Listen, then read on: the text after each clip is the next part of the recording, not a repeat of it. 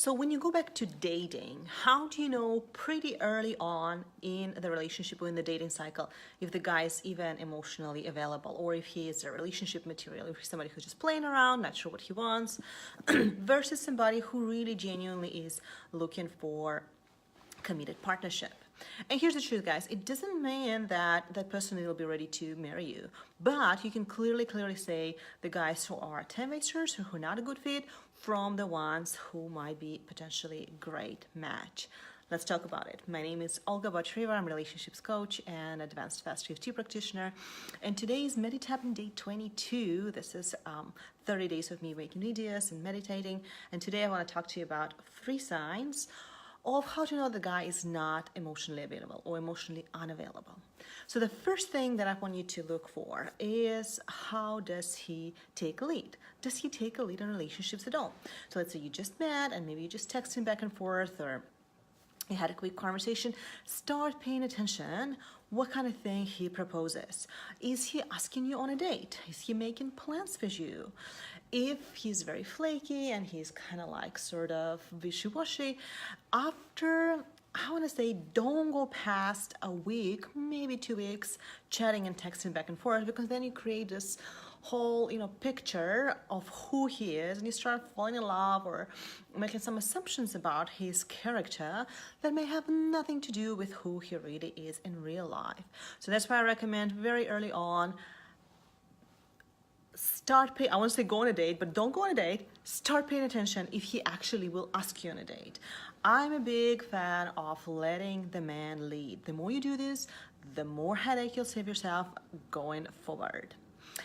Now, let's say he did ask you on a date and you had one date. So start paying attention what happens next. Does he disappear? Is he not responding to your text? Is he making you think about what's going on? So all of these signs are signs of shutting down, pulling away. And even though there is a normal part to that when people are getting to know each other, if it's to the point to where you're really second guessing, why is he not calling him? He promised to call, then it's probably a good sign that he's not a good fit. Let's talk about number 2. So number 2 has to do with things that he says. Let me give you an example. Pay attention to what he says about his ex-partners. If he's constantly blaming and bashing and criticizing his ex, guess what? He's not over her. If he's like super duper angry, like I remember going on a date with a guy and he was talking a lot about his ex. It was a really red flag for me to say, no, this guy is not ready. He never moved on. And I do not want to invest in something that will just be a time waster potentially. Now, here's the truth. Nobody 100% ever moved on. But there will be guys, if the ex will call them, they'll go back. And there will be guys who know that beyond the shadow of the doubt, they never will go back. Which is a good question to ask yourself. I have a friend who never completely moved past her marriage. 3+ years they've been divorced and she still wants him back. Guys, love yourself deeper, love yourself better. Let it go and move on. And so another flip side of it, so one of these, he talks a lot about the ex, right? The flip side of it, when he doesn't say anything. So my ex-husband, I didn't even know her name. He was that secretive. It is not sexy, guys. Truth is sexy. Openness is sexy. And also pay attention what kind of things that he says. Like, for example, with Ernie, we talk about his ex. I mean, there's things that she did that are not honorable and but he never was like bashing her or blaming her. He even tried to take part of responsibility for something that she'd done, which was obviously not okay.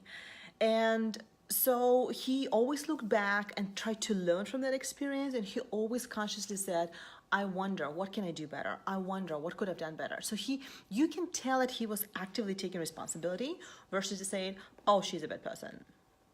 The last thing that I want you to pay attention to early on in relationships is to see how reliable it is. If he is not reliable, flaky, if he is late, if he's not putting as much effort as you are, if he missed a date with you, don't write it off.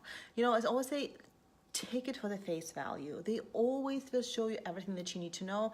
So don't create all those things that have nothing to do with reality just because he is a 3D man and he took you out on a date. So I remember this guy, it was phenomenal. We had a date planned to go like bike riding. He didn't show up. He didn't call, he didn't show up. And I was like, holy moly, I don't get that. And so when I got in touch, he just overslept. And that was not the first time it happened. And he didn't say, oh, I'm so sorry, I'm coming. He just said, well, I'm not feeling good, which is, you know, I get that. You cannot feel good. And also look, I mean, if it's just like a one thing and it's just like one the only thing and everything else is, of course, I mean, give a guy a chance, right? But in that particular experience of me dating that guy, there was a few instances of him being late, with a few instances of him saying one thing and doing the other. So this non-alignment of thoughts, words, and feelings is a very clear sign that the guy is not emotionally available. He's probably not ready to build connected, loving relationships. My light just went off. So please pay attention to that.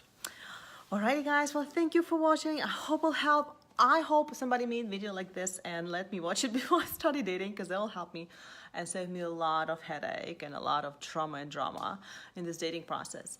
And speaking of dating process and speaking of how to actually find an emotionally available man, I have a webinar coming and I'm very, very excited to invite you to join me. It's absolutely free event. I'll be teaching it.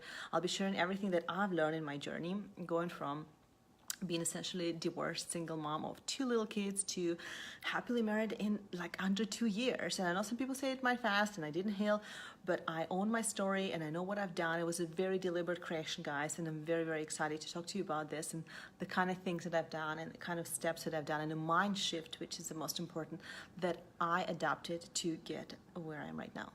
Alrighty, guys, make sure to join me and there'll be a link below it. I love you guys and I'll see you tomorrow. Bye.